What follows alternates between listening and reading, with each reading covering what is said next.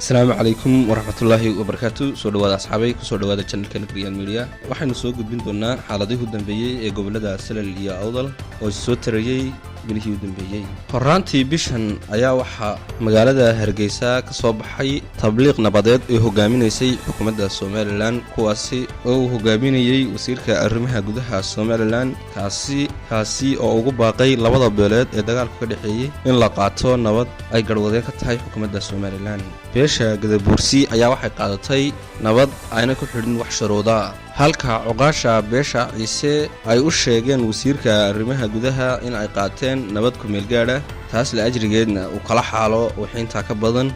ugaaska beesha Ciise oo ah u dambeeya ee ka soo baxo amarka kadib nabadaasi la wada qaatay ayaa waxa dhacay shaqaqooyin ay kamid yihiin in la beegsado qaar kamid ah dhalinyarada beesha Ciise ee ku dhaqan tuulada Gargaara iyo waliba tuulooyinka Cali Xayd iyo Garbada Dar dhalinyarada beesha Ciise ee ku dhaqan magaalada Saylac iyo nawaaxigeega ayaa ka dhidhiyay taasi iyaga oo halkaasi ku afduubtay laba darawal oo ah kuwa kaxeeya gawaarida u kala goosha gobolka Salal iyo Awdal iyaga oo markii dambena halkaasi ku dilay beelaha Gadabuursi ayaa iyaguna waxa ay si laba jibaareen dagaalkii ka dhanka ahaa beesha Ciise iyaga oo sameeyay hub urursi aad u badan soona degay xuduudaha ay wadaagaan beelaha Ciise ciidamada militariga Somaliland ayaa waxa maalmihii la soo dhaafay ay weerar aan loo meeldayn ku qaadeen dadka degan tuulada Indhabraale oo ka tirsan gobolka Salal halkaasi oo ay ku dileen 3 dhalinyaro ah kuna dhaawaceen 4 kale oo dhalinyaro ah